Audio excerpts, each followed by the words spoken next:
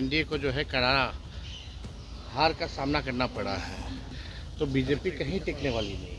चुनाव जीतते ही दहाड़े तेजस्वी यादव, हम लोग राज्यसभा चुनाव में भी जीते, बड़ा बयान दे रहे हैं।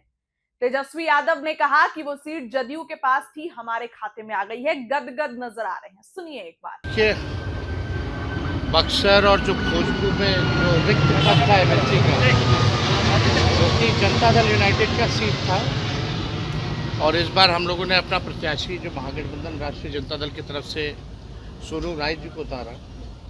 आज मतगणना में उनकी भारी विजय हुई है और एनडीए को जो है करारा हार का सामना करना पड़ा है।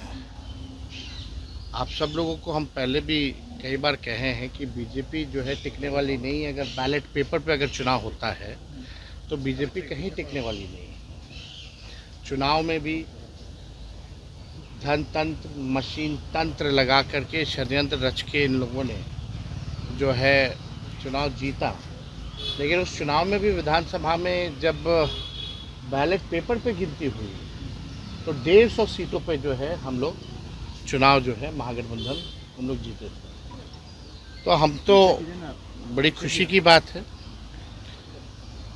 कि हम लोग जो है केरला में भी एक सीट हम लोग चुनाव जीते, और ये सरकार बनने के बाद पहला ये चुनाव था जहां हम लोगों को विजय प्राप्त हुआ है। इससे पहले भी जो राज्यसभा का जो चुनाव था, अगर तंत्र मंत्र कुछ लोगों ने षड्यंत्र रच के कुछ लोगों को गुमराह किया, अपने पाले में ले गए, वरना जीत हमारी वहाँ भी तय थी। तो बीजेपी केवल तोड़ मोड़ जोर की राजनीति, धन तंत्र, मशीन तंत्र लगा के ही जीत सकती है। बैलेट पे आज भी चुनाव हो जाए, हम लोग तो मांग करते हैं कि बैलेट पे ही चुनाव होना चाहिए, चाहे लोकसभा का हो या विधानसभा का या कोई भी अन्य चुनाव।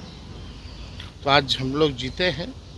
हम पार्टी के सभी कार्यकर्ताओं को, सभी नेताओं को, और ख़ास तौर पे जो जनप्रतिनिधि हैं, जो इस चुनाव में मतदाता थे, पंचायत के सभी हमारे लोगों को हम बधाई देना चाहते हैं, शुभकामनाएं देना चाहते हैं। प्रधानमंत्री जो अपील कर रहे हैं लोगों से पेट्रोल कम इस्तेमाल किया जाए, सोना चांदी को लेकर के कम खरीदा जाए, सोशल सर्विसेज यूज़ किया जाए, कॉन्वे को कम कर दिया जाए, आप कैसे देख रहे हैं इसको? केवल दिखावटी, मिलावटी, बनावटी राजनीति है। आप हमको बताइए, नोटबंदी का फ़ायदा क्या हुआ? जनता लाइन में लगा रहा, मरता रहा, कोई फ़ायदा नहीं हुआ।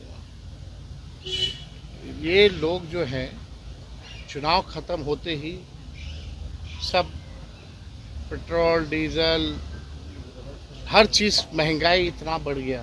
हम लोग तो पहले भी कहते थे देखो चुनाव ख़त्म होगा महंगाई बढ़ेगी। ये उसको खुद असक्षम है ये लोग। सरकार की जिम्मेवारी है ना कि अगर कोई चीज़ की कमी हो रही है, जनता में परेशानी हो रही है, तो प्रधानमंत्री हो, मुख्यमंत्री हो, राज्य की सरकार हो, केंद्र की सरकार हो, वो लोग जो काम करेगी ताकि लोगों, आम लोगों को सुविधा मिले, कोई कष्ट ना हो, कोई दिक्कत ना हो। अगर आपको लग रहा है कि आपसे हैंडल नहीं हो पा रहा, तो this is the failure of the government. ये प्रधानमंत्री का खुद का फेलियर है। आप बताइए, इससे पहले भी तो लगातार बेतहाशा पेट्रोल और डीजल में या गैस में, जब से मोदी जी बने हैं 14 से अब तक, कितनी बार कीमतें बढ़ाई गई।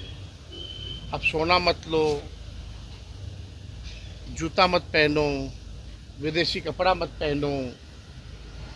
अब इस तरह की राजनीति, कौन क्या खाएगा, कौन क्या पिएगा, कौन क्या पहनेगा, तो इस पे ही अभी राजनीति दिखावटी मिलावटी हो रही है। हम लोग तो शुरू से कहते रहे हैं इन लोगों से कुछ होने वाला नहीं है। पढ़ाई, दवाई, कमाई, सिंचाई, सुनवाई, कार्रवाई के बारे में 2 शब्द नहीं बोलते प्रधानमंत्री। 25 लाख से भी ज़्यादा हमारे युवा परेशान हो गए नीट वाले में, पेपर लीक के बारे में 1 शब्द नहीं बोलते प्रधानमंत्री। तो इनको कोई लेना देना भी हो रहा है, 7 बजे से लेकर 7:15 तक ब्लैकआउट किया जा रहा है। ताली पीटे थे ना, अब वही होगा। अरे जो करना भाई पहले बता दो, ड्रामा क्यों करते हो? लॉकडाउन लगाना है, क्या लगाना है, कम से कम जनता तो तैयार रहेगी। इनके भरोसे रह जाइए तो ऑक्सीजन नहीं मिल रहा था कोविड के टाइम में।